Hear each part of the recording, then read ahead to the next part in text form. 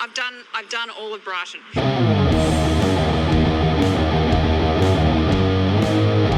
Hello there, you loose units, and welcome back to another episode of Spicy Boy Reviews. I'm, of course, your host, Andrew Iles. Hope you've been looking after yourselves, looking after each other, pulling your heads in and all that jazz. Welcome back. We're going to get straight into it today. Today is a sci-fi film that you can find on Amazon Prime, if you wish, and today's movie is going to be a review of Cosplay Sin. 7 rogue soldiers launch a strike against a newly discovered alien civilization in the hopes of ending an interstellar war before it begins. Hey look, Bruce Willis is in the movie. Oh, so is Frank Grillo. He's been in things before. Lucky I googled this synopsis because honestly, I didn't get any of that by watching the film. This CGI effects extravaganza is called Cosplay Sin. And that's a synopsis that you can find online for the new sci-fi film Cosplay Sin. You can find it on Amazon Prime as where I watched it, not at the cinema. It's written and directed by Aussie boy, Melbourne if you will, Edward Drake. He's done a lot of, what I gathered, like some behind the scenes work and writing and stuff for other things. He's just an Aussie boy trying to make it in Hollywood. I went into this film cold, not knowing what it was about, and then I saw in the opening credits it was produced by Saban fucking Films. I was like, Jesus Christ, here we go again. We all know that Canon Films closed their doors many, many years ago, and they left behind a legacy of cheesy 80s action, nostalgic goodness. And Gen X peeps always reminisce about the good old days of Canon Films. Now, Canon Films does exist in this day and age, but they've got a different name called Saban fucking Films. Of course, it's a different company and different background and all that stuff, but it's pretty much a lot of the same stuff when you think about it. The 80s are over, and it's just not as fun in 2021. The film stars Bruce Willis, sort of. I mean, he's in it. Bruce Willis, look, like any film lately, and especially this one, he looks tired as fuck. He is checked out and he has given up on making movies and just there for a fucking paycheck. I'm starting to wonder, does Bruce Willis owe money to the IRS or something? Does he have, problems with the government or something and he owes a lot of money? Because why the fuck is he in these crap films over and over again? It just seems like he's purposely destroying his legacy. Everyone's trying to be a badass here. The dialogue is uber cool. It's trying so hard to sound edgy with every second word is fuck this, fuck that, fuck. Look, I swear like a fucking sailor. There you go. Perfect example. But it just sounds really cringy and pushy when it's in this really low budget action film. It's just it's trying too hard. It's like the writer-director had a blueprint of badass sounding dialogue that was copied and pasted from other previous sci-fi action films, and he doesn't even know why or why it worked in other films. He's just seen it and gone, yeah, we want that to make our dialogue sound cool. It felt like a first bloody draft, and it was cliche as fuck. This film can only be described as an incoherent student film. It's ticking all the low-budget sci-fi boxes right here. It's like, we need a city. Does it look like Blade Runner? Check. Lens flare galore. Check. A fuck ton of neon lights? Check. Every character is one-dimensional. I don't know what their wants or needs were. They just swore a lot and gruffed, and that was about it. Also, I had no idea what the fuck was happening. From what I gathered from the bad guys or the aliens or whatever they're up against, I know it wasn't 100% clear. I'll say the aliens. It seemed like that it was an infectious parasite that gets into these soldiers and then turns them into leprosy zombies, I guess. I mean, that's how it was portrayed on Earth, when they were on Earth. And then when they go to this, I guess it's the aliens' home planet, they become pleather-clad Assassin's Creed cosplayers. Now, if you're going to watch this film, I hope you like people standing around and talking, because 95% of this fucking film is exactly that. And on the note of talking, there was so much talking here. Even then, I didn't know what the fuck was going on. Nothing made any goddamn sense. All this uberly cool, overly witty dialogue, it's because it seemed like it was seen in other sci-fi movies and they went, yeah, we're going to do that. It feels like a 12-year-old watched a couple of episodes of Buffy and said, oh, there's some cool talky there. I want my character to sound that cool in my film. Each character before they go on their mission, whatever the fuck it was, has a 3-page dialogue one-on-one scene with each individual character before they go. Now, I think I counted there was about 6 team members before they went onto the mission, and they all had a one-on-one 3-page dialogue scene with each other. So yeah, that's how fucking long it felt. I mean, why is there so many people standing around fucking talking? And again, with all the talking, because that's all it is, just talking, I still didn't know what the fuck was happening. What was their mission? Like, what is going on? Anyway, the last third of the film, they go to the forest planet, or wherever I think it was the aliens' home planet, I don't fucking know, which looked like a national park where they had a permit to film in for a couple of days. Oh yes, the good old low-budget forest planet, as it were. If it wasn't a forest planet, it would have sure as shit been a desert planet. The costume design is obviously heavily inspired by video games here. I had no doubt, even with the script and the dialogue and the action and everything, that everyone that worked on this film was a humongous gamer. All the soldiers, or the good guys, are dressed in these Halo-inspired hydro suits. I mean, for the most part, they look pretty alright.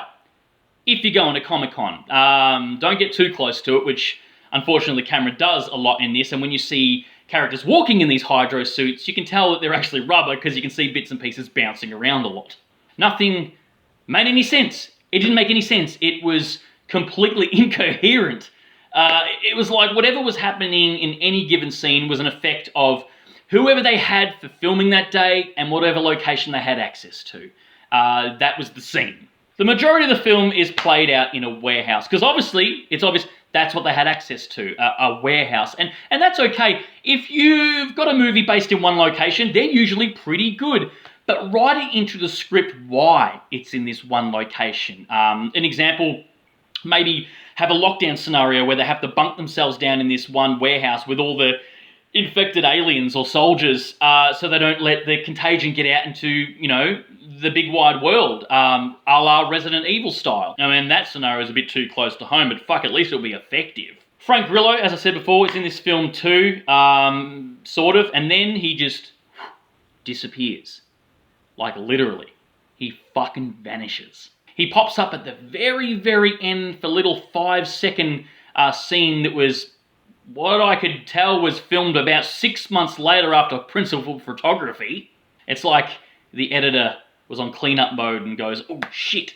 Hey, I know Frank's scenes are done and, you know, the whole shoot is wrapped up, but we didn't finish his story arc. Oh, fuck me. I don't know, how about we just record a Zoom call and then put the effects in around him later?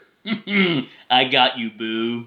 I honestly thought it was going to be the other way around, you know, like Bruce Willis pops up for a couple of talky scenes and then vanish and then pop up at the end, you know, playing a bit of hide-go-seeky. But no, the roles were reversed. It was Bruce Willis who stuck around for the whole film and Frank Grillo that fucked off. There's so much obvious handheld camera action here. Now, I like handheld camera action, but it felt like it was jolty, like, on purpose. Like, almost like maybe they put the effects of the handheld joltiness in later. Possibly, that could be a thing. It almost felt like the cameraman, you know, played a game of Ring-a Rosie fucking 10 times and then hit record.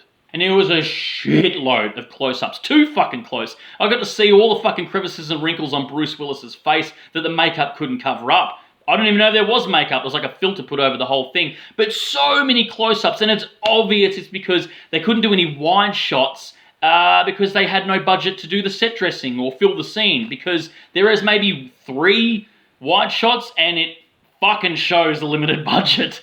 I honestly wanted to walk out of this film. I don't walk out of any films at all. And then I realised, oh fuck, I'm watching it at home. I've only ever walked out of one movie in my whole life. You know, no word of a lie. And that was Transformers The Last Night. So, fucking, you know, think about that what you will. The acting is horrendous. It's so fucking bad. And I don't want to bash actors or anything, but fuck me. Have you acted before? It almost seemed like they just hired a bunch of their mates who they cosplay together on the weekends, because it definitely felt like a cosplayer film, like a bunch of kids going out there and just making a movie up on a fucking handheld. Like, I actually felt sorry for Bruce Willis through this film, even though he fucking did it to himself. Look, again, I don't want to go bashing. Acting is really hard, okay? It's really, really hard, despite what people will tell you. It's really hard to balance a performance, the balance of tone. Either you're doing too much, being too pushy, or not giving enough. You've got to find the tone of the film that you're in. And all the acting felt severely overacted, out of place, and really, really pushy. They were emoting and trying too hard to be a badass. Fucking stop! Nothing. This film is nothing. It is nothing. I looked up this film like shortly after watching, and I think on IMDb it has a 2.5 rating, and it deserves it. What was going on? It made no sense. It was incohesive. Why was the movie fucking made? It was not so bad. It was good, but not charming enough that you have a giggle with while you chuckle along while you watch the film. It has no identity, no humor, no character. It was paint by numbers, monkey see sci-fi, monkey fucking do. It's like the dialogue and the scenarios in the film was all stolen from pre-existing sci-fi action movies and cut and pasted them all together, but not realizing what made them cool and relevant in the first place in the other films.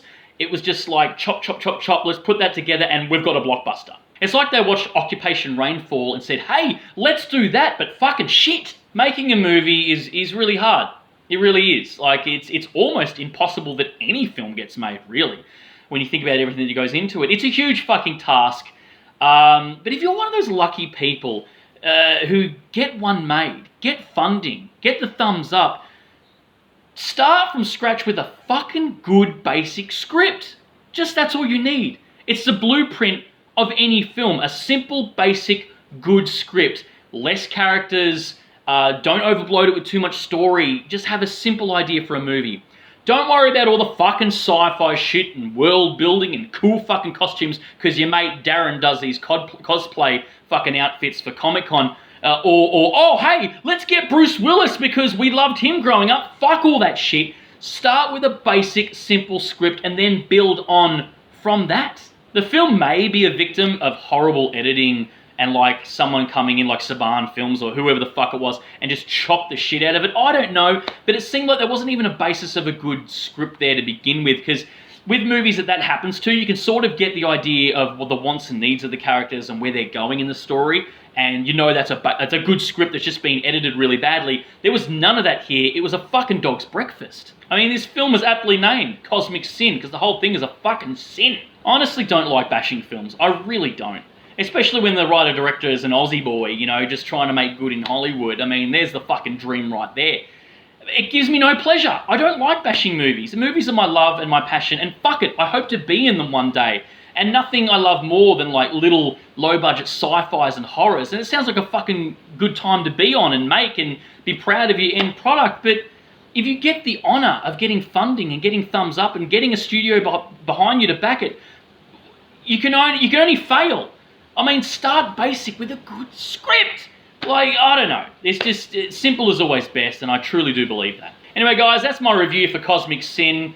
I do not see it. I don't give a shit. You might find something that you love about it, I don't know, getting drunk or high and tearing shreds off it. I don't know. Again, it doesn't give me any pleasure bagging this film, but it is what it is. It's fucking horrendous. Anyway, that's enough of that. Write down below what is your favourite low-budget sci-fi action film. There's a bunch of them out there. There's a lot of good ones, and there's some nuggets of gold in the pile of shit. Of course, give this episode a like if you could. Your love and support keeps this channel going. And of course, hit that subscribe icon for more spicy content in the future. We bring out episodes weekly, and as always, stay spooky, kids.